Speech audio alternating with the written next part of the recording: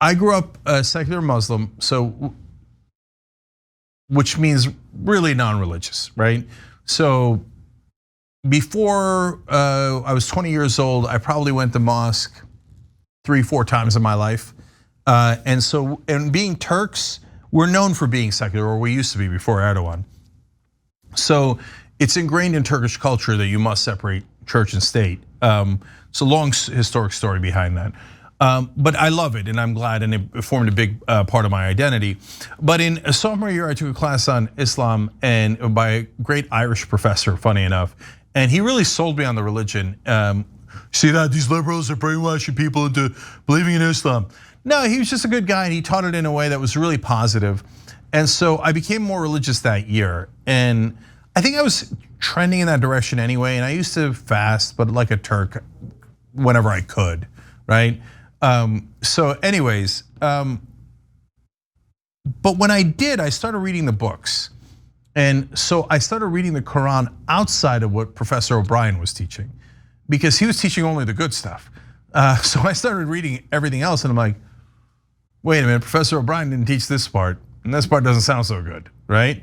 And then I read more, I'm like, oh, that part doesn't sound so good either. Wait a minute, now this part, it doesn't make any sense, okay? And the thing I would run into most often was, that doesn't make any sense. So I was like, and I did the same journey as my dad did. He actually did it a couple of years after I did. And he's way more open-minded. He did it in his 60s. So, and so I was like, okay, so the Quran has a lot of issues, but a lot of Christians in the world, so the Bible's probably got to figure it out. So I pick up the Bible, I start reading, I'm like, whoa, I didn't see that coming. I'd known it in bits and pieces, obviously living life and being a curious person. But when you sit down to really read the Bible, you start in the Old Testament because that's what's in the beginning.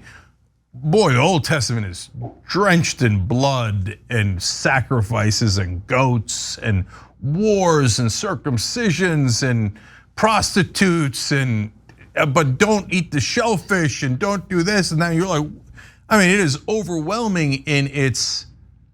Again, if you're Christian or you're Muslim, I'm sorry, brothers and sisters. I'm just telling you what I think, okay? It just doesn't make any sense at all. There's one point in the Bible where our God loses to another God. I remember reading that when I was religious, going, wait a minute, then why aren't we praying to that God, the one that won? It's in the Bible, you could look it up, okay? And so, by the time I got to this Tower of Babel story, or Babel, I don't know why I always called it Babel, sounds funnier. And I was already teetering on the edge, and it was the straw that broke the camel's back. So if you haven't heard that story, Tower of Babel, humans work together, they build this big giant tower, and then God gets jealous. So instantly I'm like, wait, why would an all-powerful entity get jealous of these little ants running around on planet Earth? And they built a little bit of a tower. Who cares? He controls the whole universe. What a weird thing. Like that doesn't compute at all.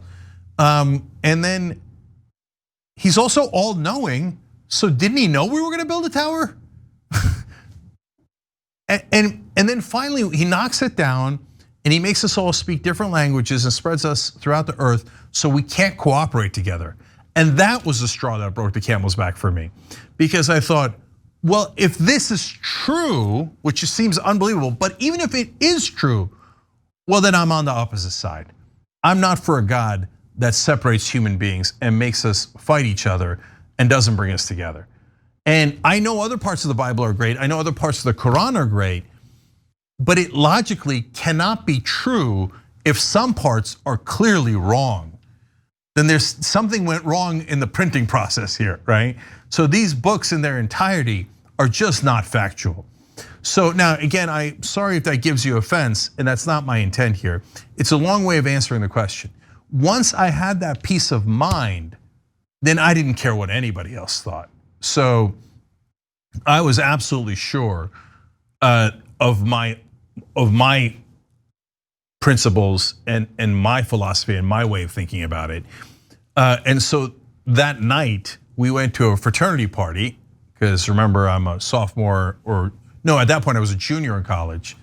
And I said, no, wow, I was a senior. It took me a while to have the beer. So I'm getting the story timeline. It's totally irrelevant, but a little wrong.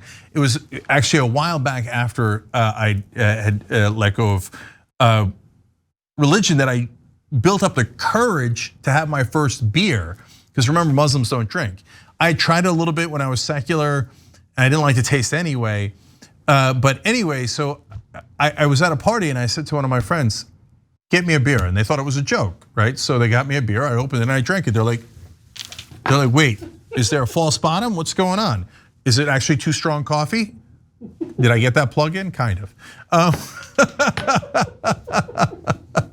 Anyway, and I was like, "No, I'm done with it. That's it. I'm done with it."